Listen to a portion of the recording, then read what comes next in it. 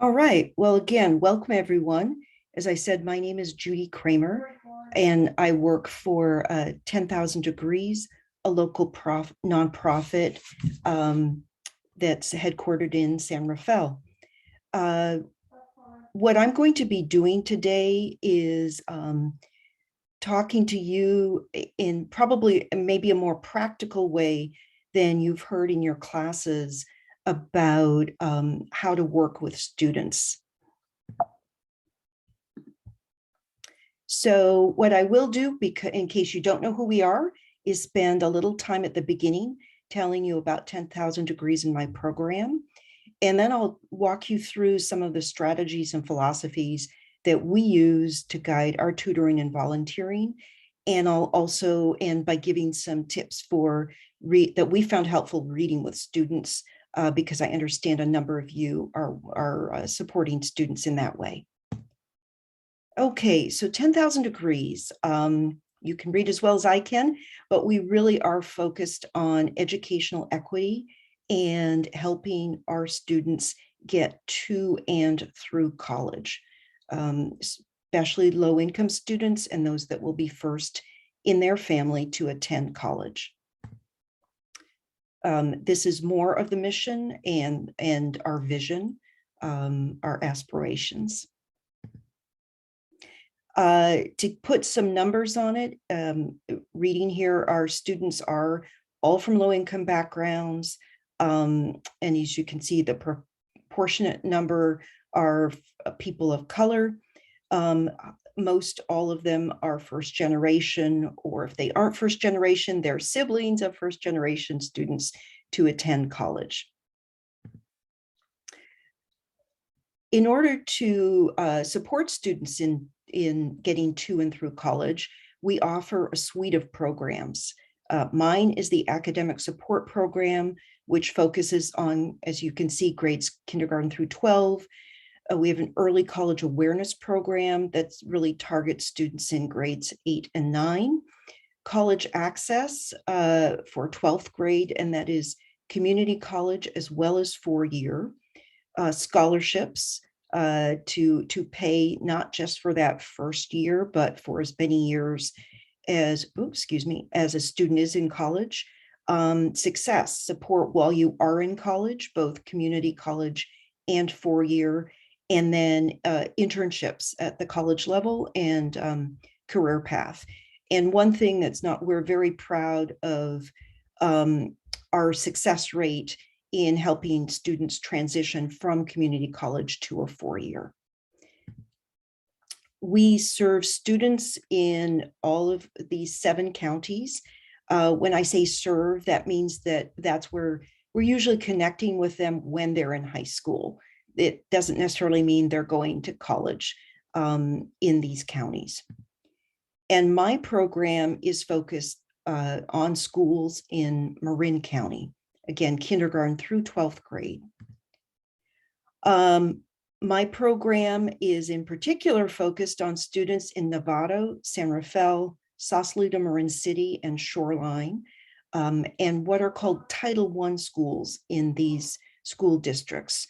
That means that at least 40% of the students at the school are low income. And at our schools, that percentage is much higher. It's usually closer to 90 to 100%. Oh, excuse me. Not currently, the pandemic is limiting us a little bit, but when we aren't in a pandemic, we are at 21 schools in over 130 classrooms with over 200 volunteers and working with students, and our volunteers really enjoy, really enjoy working with us because they tend to stay 4 to 5 years on average. And if you know volunteer programs, that's a really long commitment. So we're very proud of our program. In case you don't know Marin County or have the image that Marin County is only a very wealthy county, here are some statistics that will show you it's not. As you can see at the bottom, across the state of California, 59% of households are in low income, but in Marin overall, only 29%. However, across our school districts and our schools, again, that percentage is much higher. So in some ways, the students we're working with are hidden, if you will, because a lot of Marin County is quite wealthy. It's part of why we're passionate about what we do. Okay, so now let's get into some of the philosophies and approaches we use to support students. And the icon I've chosen here, the education is not the filling of a pail, but the lighting of fire, is it when you're working with a student, the knowledge that you're imparting to them is important, but the problem solving skills that you help them with, the encouragement you give, that can light the fire that can really help your student when you aren't with them and in later years. And what it boils down for us is 3 ideas. They may sound simple, but they are very important. Show up, see the strengths in your student, and encourage them. So let me talk a little bit more about each. Showing up out of all the things here is the most important. And again, it may sound simple, but that means showing up on time. The consistency is very important. Not only do students look forward to seeing you, but they may not have consistent adults in their life. And so when you show that you're reliable, that means they know they can trust you. And when they feel they can trust you, they feel safe. And if they feel safe, that means they aren't thinking and worrying about other things in their life and can really focus on learning. I've also found that when students trust me and we're going to try something that they aren't strong in, that helps them feel, oh, she's going to stay with me and help me figure this out. Do your best as well to be fully present, both physically and mentally. And I know this can be hard. We all have busy lives and there are things going on, but really do your best to set aside the rest of your life when you're with your student. So that's what showing up is. And students can sense when you are not fully present. So it is, again, very important. Seeing strengths. We use the analogy of don't look in a mirror, look through a window. And what this means is when you look in a mirror, you see yourself reflected back. And yourself is not just how you look, but your own ecosystem that you grew up in, the experiences that you had. But that might be quite different from your student's experience. And so we ask that you try to look through a window, which means that what you see may be quite different than, again, what your experience has been, what your current life is like. And that's everything from your family to your culture, your ethnicity, your racial identity, gender identity, a whole suite of things. There's a paper that I know I've read with some Dominican students by Dr. Tara Yasso called the Cultural Wealth Model. And this that talks about critical race theory and expanding on the idea of really looking at strengths across a spectrum of the attributes I mentioned a minute ago, race, ethnicity, your community, and so forth. And that's really what we're taking to look at the strengths your student has and not their deficits. For example, we have many students that have to take the bus to get to school. And for them, especially if they're younger, getting out of their apartment or their living area and getting to the bus on time, which also ensures that they get to school on time, they can have school lunch. That may take a level of time management and self-reliance, depending on their living situation, that other students their age don't have to have. I know my own kids didn't have to get themselves to school. And so that is a strength. It isn't an overt academic strength, but it's definitely a strength those students have that will benefit them later in life. And when I have a student like that, I can talk to them about their resilience. Obviously, may not use that language, but their resilience, their time management, and how that can come in to be a benefit in the things that they're struggling with academically. Okay, so don't just take my word for it. I'm going to play a little video that talks about seeing strengths.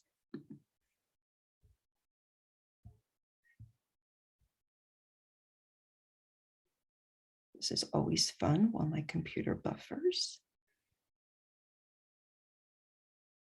It was once said that if we ask people to look for their deficits, they will usually find them, and their view of the situation will be colored. If we ask people to look for their successes, they will usually find it, and their view of the situation will be colored by this. In many ways, our traditional model of care embraces the belief that people need help because they actually have a problem. This emphasis on deficits, or what a person is lacking, leads to a cycle of focusing only on what needs need to be repaired, followed by some assumed solutions. It's a deficit approach that says, I need to fix you. When we do that, though, we actually deny people the opportunity to face the challenge and actually learn from it and discover things about themselves that they're going to need in order to resolve that situation in a way that actually looks like success for them. More recently, care providers and organizations have embraced this new strengths perspective and what it means to work with people and promote positive change.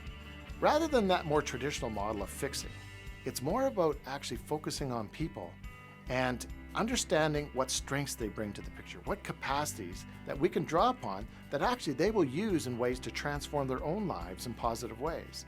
It's important to understand that a strength-based perspective is not about denying challenges, but it actually sees challenges as an opportunity to grow. When problems become the starting point of change, then we tend to label people. There's a dependency that occurs. And it's always about drawing upon others in order to resolve their issues. But when we look at strengths, when we look at those things that people bring to the picture, they are then able to embrace it in ways that they understand. In many ways, this shift to a strength-based perspective changes the way we work with people. It's about working with people and facilitating rather than trying to fix their issues. It's about looking for signs of health rather than signs of risk. And it's about moving away from labels which limit people's options. It invites asking very different questions that are more curious, exploratory, and hopeful.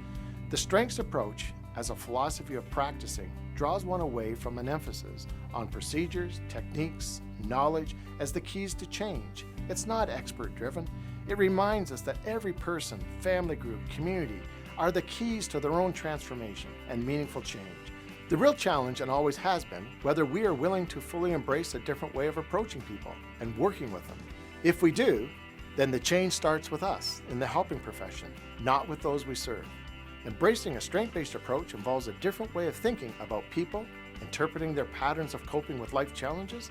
With a strength-based mindset, one asks different questions and communicates in a way that invites a curious exploration based upon a clear set of values and attitudes. It's about exploring what can be as opposed to why not.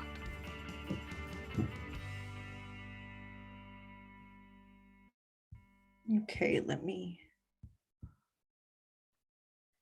this is always fun to get out. We live in a society made up of systems. Hang on a minute. Let me see if I can. There we go. Okay, so a few more words about strength-based. The video is in part to underscore that strength-based is not something that 10,000 Degrees dreamed up all by itself. It's used in medical profession in a number of areas, as the presenter said, of working with supporting people. And a few more things about it. The key is, as he mentioned, it's not deficiency based. We all have strengths. We all have things we're working on, but working from our strengths is a more productive way to work with students, I find. As mentioned here, you focus on solutions. With a student, a solution might be working with them to figure out what question they need to ask their teacher to better understand what it is they're struggling with. Things like that. It encourages the positive change as opposed to, again, what you're not good at. A few minor words around this. I'm repeating myself, but we all have different strengths and competencies, but we do all have some. And I encourage you to look for what they are in your student, or get your student to tell you what they feel they're strong in, not just academically. And that is something that you can tap into when you're working with them. We all have the capacity for growth and change, and that's at any age. We may not be the best at something, but we can definitely get better. The other part that I always like to point out on this slide towards the bottom is to repeat, do your best to be self-aware. Are you responding to the person in front of you, to the student in front of you, or what you think a person of your student's age, grade, whatever subject you're supporting them in, your stereotype of what they should be? And again, it sounds fairly straightforward and simple, and it is, but sometimes it can take a bit to realize that you are working with you have some prejudgments in working with your student, maybe about what you were like at their age or what your siblings are like at their age. And just do your best to set those aside and enjoy, appreciate the student in front of you, and again, work from their strengths. Okay, so another way of thinking about strengths is a concept called growth mindset. And I'm going to play another video that we enjoy and talks about growth mindset.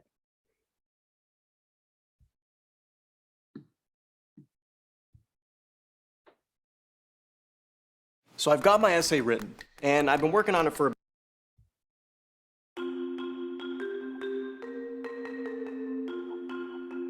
Chapter 1. Mojo discovers a secret about his brain. A secret that will change the way he looks at the world forever. Our story begins with Mojo, a friendly monster who loved school, especially math. Until one day, when something terrible happened. The math problems got harder. Nothing made sense anymore. Mojo had a devastating thought. He just wasn't smart enough for school. It seemed the only reasonable thing to do was pack his things and leave forever. Just then, he heard his friend Katie laughing.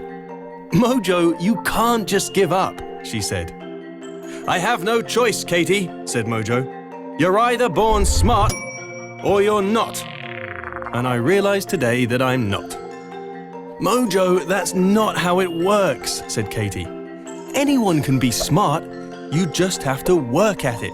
"Psh, that's the most ridiculous thing I've ever heard," said Mojo. "It's not ridiculous, it's science," said Katie. "Neuroscientists studied the brain for years and discovered an incredible secret, that your brain is like a muscle. When you try challenging things, like those hard math problems, you're giving your brain the exercise it needs to get stronger, which makes you smarter." "Ooh, is that really true?" said Mojo. "Of course," said Katie. "It's like how when you were a baby, you didn't know how to talk. But you kept trying, exercising your brain, until one day you could." Mojo couldn't believe what he was hearing. If your brain was really like a muscle, did that mean anyone could become smarter? Even him? He turned to ask Katie, but just then, she had to be off to her next class. But maybe you can answer Mojo's question. What do you think? Can Mojo become smarter? What about you? Now that's an interesting question indeed.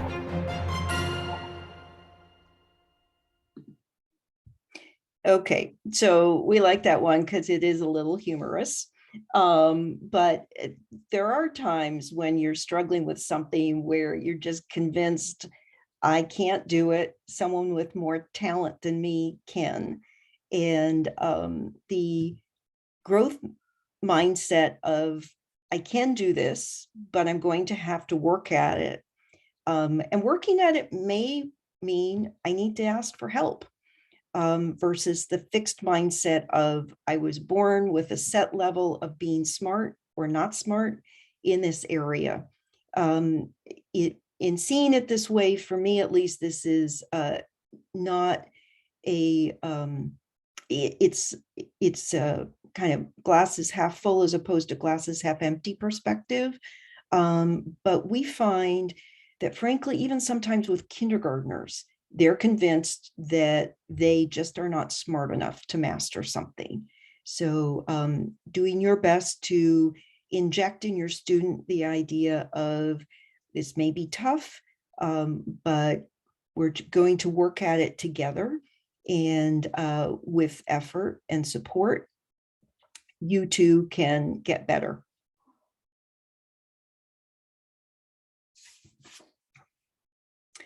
So moving on to support and encouragement, ways to nurture a growth mindset. This video gives you some, I think, helpful statistics as well as some ideas for nurturing the growth mindset. Listen, I'm kind of freaking out. Get through the ad, sorry about that. And before I start the video, Carol Dweck is a professor at Stanford. I believe the video references that, but she has, my recollection is she created the idea of growth mindset versus fixed mindset. And that's partly why we like to play this video.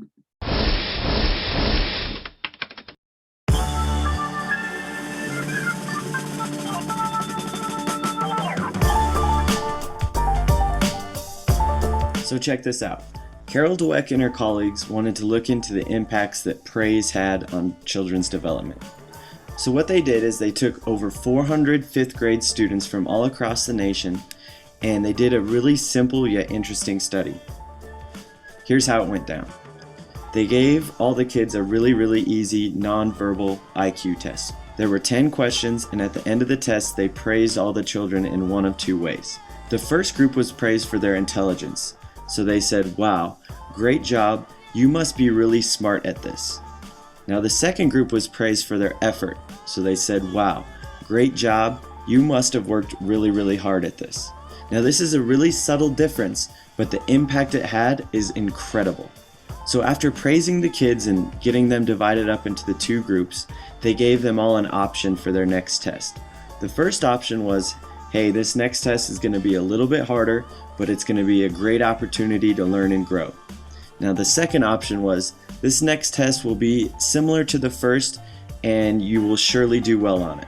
Now the interesting thing is, out of the group that was praised for their intelligence, 67% of them chose the easier option, while 92% of the kids who were praised for their effort chose the harder test. This is unbelievable to think about, how just the subtle difference in the way that they were praised had such an impact. Carol Dweck explains why this happens. The child or adult hears, oh, you think I'm brilliant and talented. That's why you admire me. That's why you value me. I better not do anything that will disprove this evaluation. As a result, they enter a fixed mindset, they play it safe in the future, and they limit the growth of their talents. Whereas focusing on the strategies they use, the way they're stretching themselves and taking on hard tasks, the intense practice they're doing. Those are the kinds of things that say to a child or an older athlete, it's about the process of growth. As a result, they don't feel, oh, if I make a mistake, you won't think I'm talented. They think, oh, if I don't take on hard things and stick to them, I'm not going to grow. Next, Dweck and her colleagues gave all the kids a really difficult test. It was one that they would surely fail, but they wanted to look at how the different kids attacked this challenge. Dweck noticed that the group that was praised for effort worked harder, longer, and actually enjoyed this test more than the group that was praised for their intelligence. This group got really frustrated with this test and had the tendency to give up early. After this artificially induced failure round, all of the kids were given a third and final test. Now this test was the same level of difficulty as the first one, but check out the results. The group that was praised for their intelligence actually did worse on this test than the first one. Their average score actually dropped by 20%, while the group that was praised for their effort did significantly better, raising their average score by nearly 30%. This is a 50% difference in performance that was caused by a few subtle differences in the way that they were praised. This study shows how praise can either make or break a child's development. I mean, we all do it. We all want to be positive with the children we work with, so teachers, coaches, parents are always looking for ways to support their kids and tend to praise them quite a bit. So we need to look at research like this and realize, okay, praise is a good thing and there's nothing wrong with being positive, but we need to be very careful about praising someone's intelligence or abilities and focus more on the process and the effort that they put forth. I think this is a pretty easy fix that will help us develop growth mindsets within the kids that we work with. And as all the research shows, having a growth mindset has a big time impact on the development of a child, whether it's on the court, in the classroom, or just in life. Thanks so much for following along and watching this video. For more like this, visit championshipbasketballschool.com and click on the championship newsletter. We'll see you next week. Okay. We always find that research very compelling, and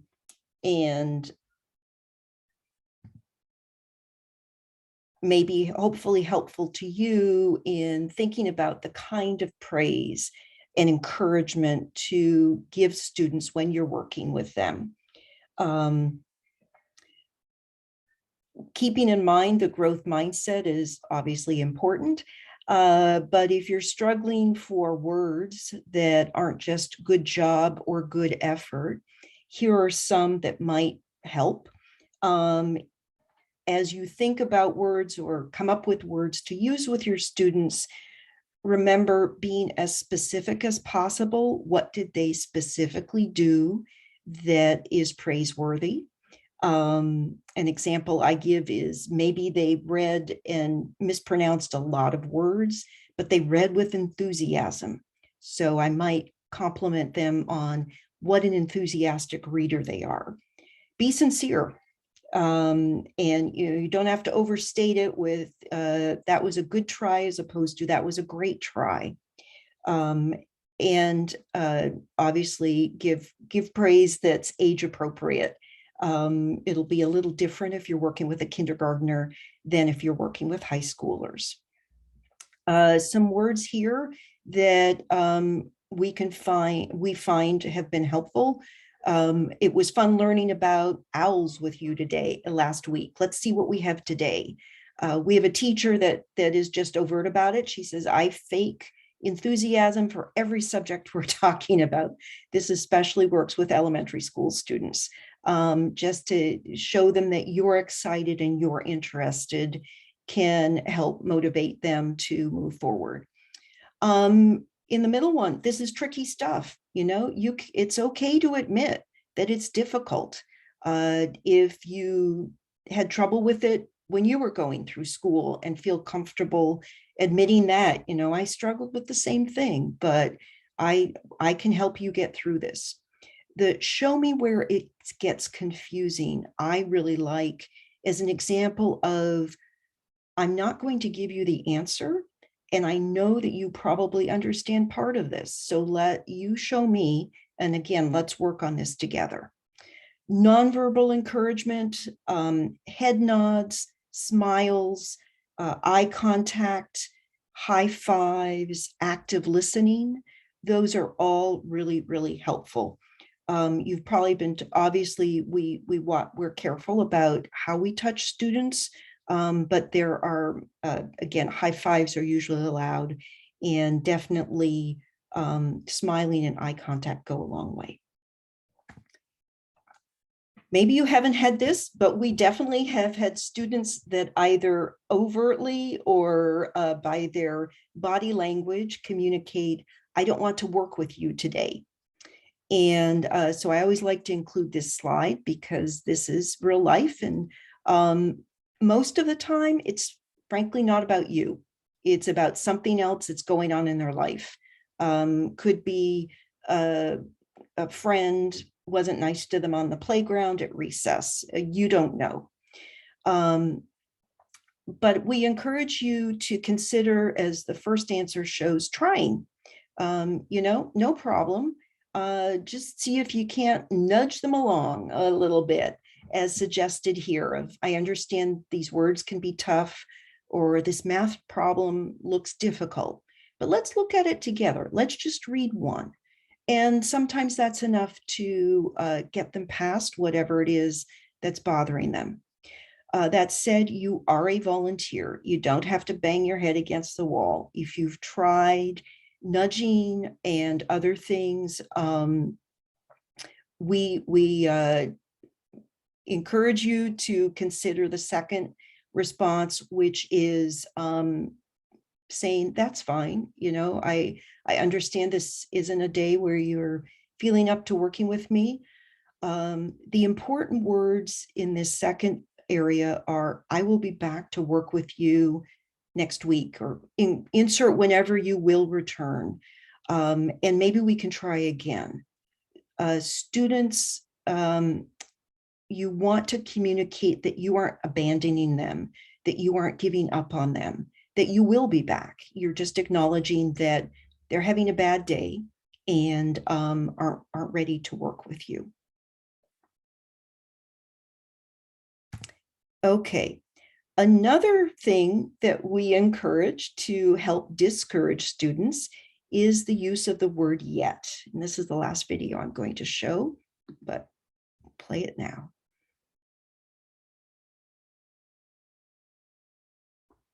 I am not good at writing. I don't like reading. I don't like learning about history and science. I am not good at math. I'm not a great public speaker. I am not an artist. I don't do well working in groups. I can't run a mile. I am not patient. Are we done with this yet? I am not good at school. Yet. You're not good at writing or reading or running or whatever yet. That doesn't mean you can't be good at those things at some point. You just aren't yet. But if you allow yourself to be stuck in this mindset that you are inherently not good at something, if you believe that whatever labels school and society has slapped on you are true, and therefore stay in this stagnant place of mediocrity and limited ability, you're right. You won't ever be good at those things. But here's a little life hack, a piece of wisdom. You can get better at whatever you want to get better at. You're not good at writing? Keep working on it. Write poems, keep a journal, keep trying to make those essays in English class better with every one that you write. You have a brain, you have fingers, you can write, you just have to do it more. Not a good artist? When was the last time that you tried? I mean really attempted to create something. The more you pick up a paintbrush or pencil or fold a paper in a weird way, the better you get at creating and realizing that you are an artist. I've never heard of someone who took up running and didn't get faster the more they did it. I believe for many years that I was bad at math. I got D's on quizzes and cheated on my homework. My excuse was that I wasn't good at math, that I was very right-brained. But then a couple years ago, I got into woodworking, and I needed to know how to calculate angles and use precise measurements in this work. I didn't just figure this stuff out, I had to learn it all over again. I wasn't bad at math, I just wasn't good at it yet. I confess, I am not good at understanding quantum physics. But If I sat down and I studied and I read and I talked to people who are good at understanding quantum physics, I would get better at it. It's a matter of having a mindset that isn't fixed or stuck in place. Instead, having one that can grow. And this works for anything. So what sentence can you put yet on the end of? Stop saying that you're bad at stuff. Don't tell me you're not good at something. Just tell me you're not good at something.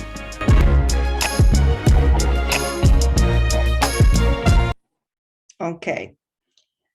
He says it better than me. All right. So other ABCs of tutoring, I'm going to go through this pretty quick, but be professional. And be professional with your students.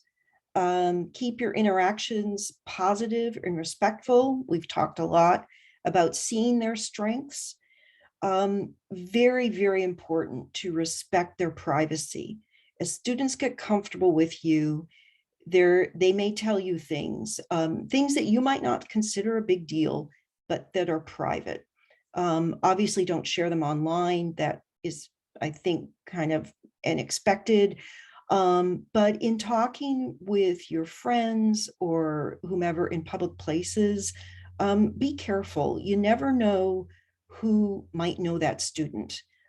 We had someone a couple years ago in a grocery line talking about the student, and it wasn't necessarily that they were saying bad things, it was that they were talking about the student, and the person in front of them in line turned around, and there had been enough identifying factors that said, oh, you're working with my nephew.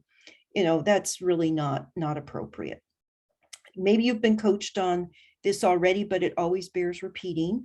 For your safety and the student's safety, meet in a public place, meet in your designated place on campus, unless you've got approval to meet off campus. And if you do, your student has more than one bad day, a couple bad days, is having some persistent behavior issues, again, it's probably not about you. There's something else going on. Ask your teacher or whomever it is, your contact on campus, to intervene and work with you. Chances are, if it is persistent, other people at school know about it, and they may well be doing some things to help the student. I mentioned a minute ago, students, as they get comfortable with you, may tell you things that are concerning. And if they do, tell your teacher, tell whomever it is your contact on campus. And this might be concerns of where the student is in unsafe situations, or is being neglected physically or emotionally. This doesn't happen often with our volunteers, but again, as students I've seen it of all ages, as they get comfortable with you, they start revealing things, and you shouldn't have to deal with it directly, but of course you want to make sure that the student is getting the support they need. Professional with teachers. If you're in a classroom, teachers are very, very busy. And I know there is a lot of effort made, certainly at our program, I'm sure at yours, to place you with teachers that are used to having volunteers in the classroom. So hopefully they are finding time to tell you what to do and give you clear instructions. But if that isn't the case, please don't interrupt class. Do your best, muddle through, and then find out from them if after class, if they have a moment to talk to you, or if you can communicate by email or text. Find out what works for the teacher. We find even with our retired volunteers, they and the teacher engage in email conversation, because then they can do it, of course, when both of them are free, or even email to set up a time to talk if you have things that you don't understand, again, in terms of what the teacher would like you to do with the student, or if things are coming up, even if they aren't discipline type things, but things you're encountering with the student, positive and negative, that you didn't expect. If you have to miss class, meaning class is your work time with your student, really do give advance notice. And I think this is especially important for you because your academic calendar is not the same as your student's academic calendar. So if you've got a midterm, paper due, final exam, really please do give advance notice. The teacher plans for you coming and the students look forward to you coming. If it's a case of you just don't show up, and I mentioned this in the show up place, students may think that you've abandoned them. And we know that that's not your intent. But since they haven't heard from you why you aren't there, they don't know. These days, we aren't having so much in terms of field trips and so forth, but the last bullet goes the other way. So you don't show up and find, oops, the subject that was normally held at the time you're tutoring isn't being held. Do your best to find out in advance. We find, teachers try to remember, but they've got a lot that they're managing. Okay, so I'm going to stop sharing for a moment and just, are there any questions so far? I've got a couple more slides, either in the chat or in my. Okay, I'll go on. All right.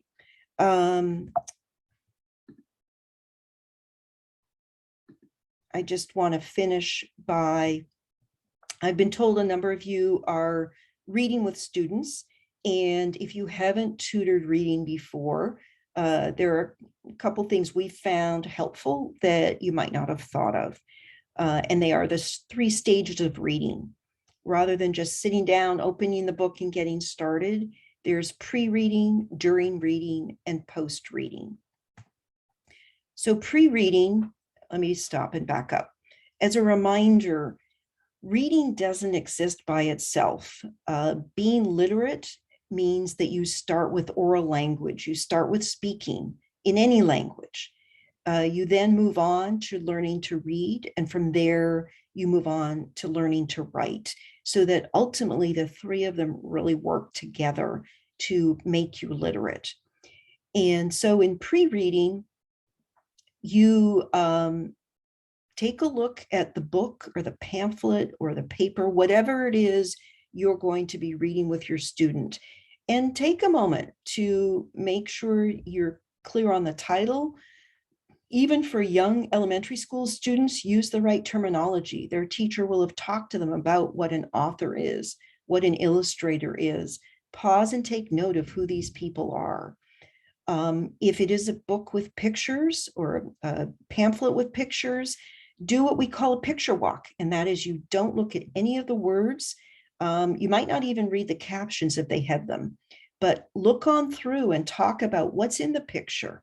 Make predictions about what might happen, what might be going on, either based on the title or the pictures that you're seeing. You can go through the entire reading this way before you come back and get started.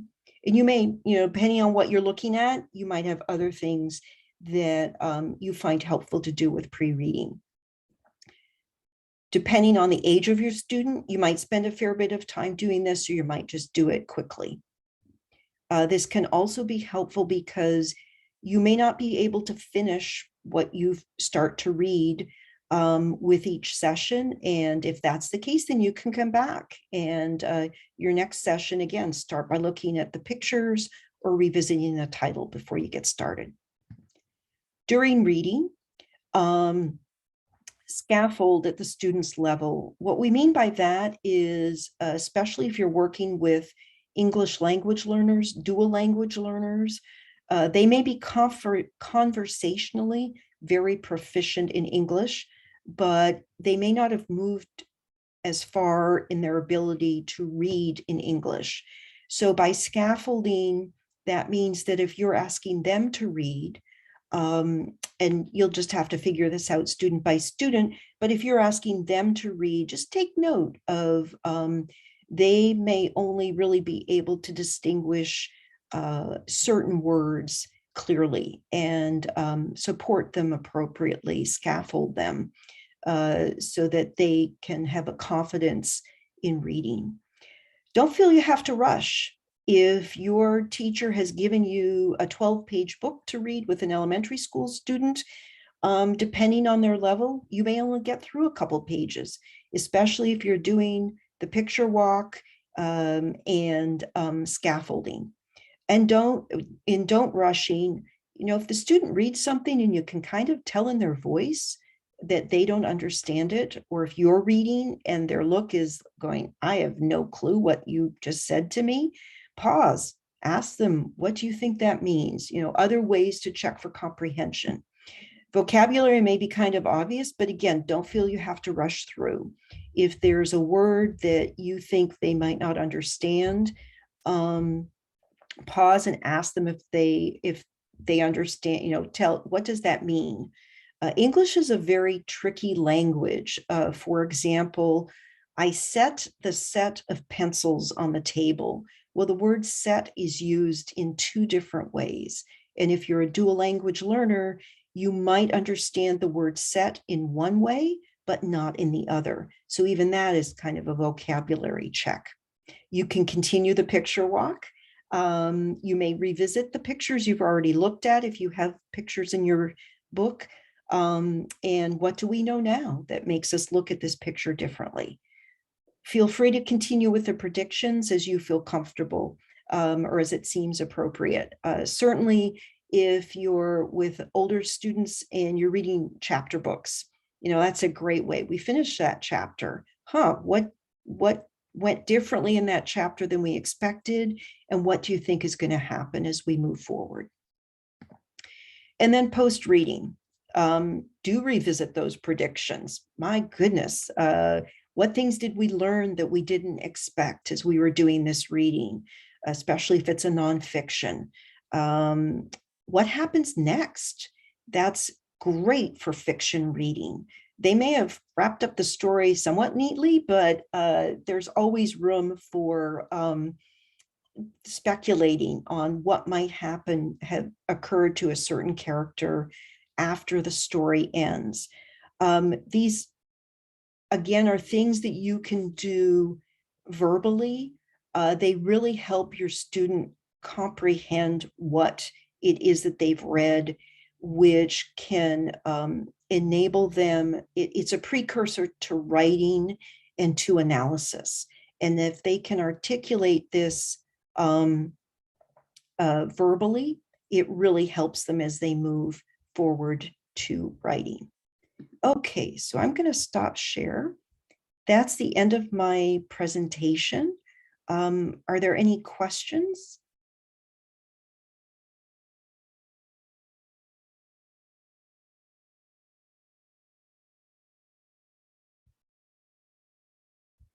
And if you don't want to unmute, you can always put them in the chat.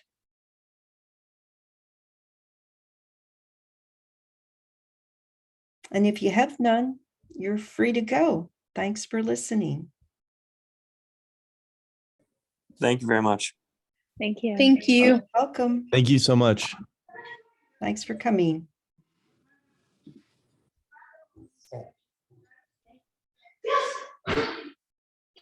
I have a quick question. Absolutely. Okay, so I'm currently working with a student, and he really doesn't know English, and I don't know Spanish, and I'm kind of using Google Translator. Do you have any advice on how to maybe help him out a little? Perfect. More? Translator's great. Pictures on your phone. If it's a younger student, they might actually have a picture dictionary in the classroom. He's in 6th grade and we're doing history. Yeah, ooh, that's a toughie. It is a very tough. His teacher tends to think that he does understand English, and I do know some words of Spanish. And so when I communicate with him, I know that he really doesn't understand, like he knows words, but he's not understanding sentences or understanding the material. And she thinks that he is. Yeah. And one thing I find that move to academic, what we call academic language, because it may be that he's understanding even the text, but doesn't have enough language to understand the Mhm. questions that he's being asked. So I hear you on that. Translate what I talked about scaffolding, which is maybe keep your questions very simple so Mhm. that it's trying to move. So ideally, it's more than a yes or no answer. But Yes. and I don't have a great history example, but if it was a young person, I'd be only asking them to tell me, is this a yellow pencil or a black pencil? That kind of simple Yes. might be a, a good way to go. Okay. Yeah, and again, that's what we call scaffolding. And then as the language improves, you ask more complex questions, is this a pencil or a pen, where they have to know more vocabulary. Yeah, I think your use of Google Translate is Yeah. a great idea. Because I opened mine up on my phone and I have him do open up his on his computer that he Wonderful. has, so we can translate. That's how we communicate. But so I was just wondering if there's anything Yeah, else I could into. are you working with a textbook? Oh no, he's just everything is on. What are those computers called the kids have nowadays? It's sorry, I'm an older student, so That's fine. Good. the Chromebook. Oh, the Chromebook. Where I was headed is, does whatever he's using, if it's got a glossary? And I No, know, they do everything off the the Chromebooks. Like every article they're reading or any assignment is on that Chromebook. okay, interesting. Wow. Okay, I learned something new. And that may be also coming out of the pandemic. But to that, does that mean, does it have hyperlinks to certain definitions of words?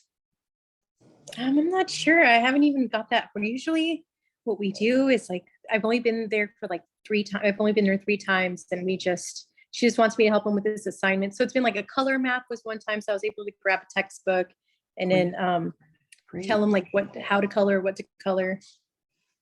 And yeah, I don't know how to better assist him though. Yeah. I mean, again, I think your idea of Google Translate, it won't be for either of you. It'll be choppy little sentences. Yes, yes. Is a great one. And the only other thing, which I know it's history, but if it's fine, we have use your phone and find a picture if you aren't certain. And what I said a minute ago, yeah, keep your questions as simple as possible, which will either mean you're going really slow, which is possible, or you're just coming away realizing that some of the nuances are not getting through. Okay. Yeah, I not knowing your situation, but maybe the teacher is correct, or that we often find from our volunteers, they'll say, I hear them chattering up a storm on recess or their break or whatever in English, but the conversational it comes faster than the more academic. And I do find my example of the set and set, where it's a verb and the same word as a verb and a noun, can be really confusing. Okay. Yeah. All righty, Miss Kramer, thank you so much. My pleasure. Good kudos to you and good luck. All right, thank you so much. Have a great day. All right, bye.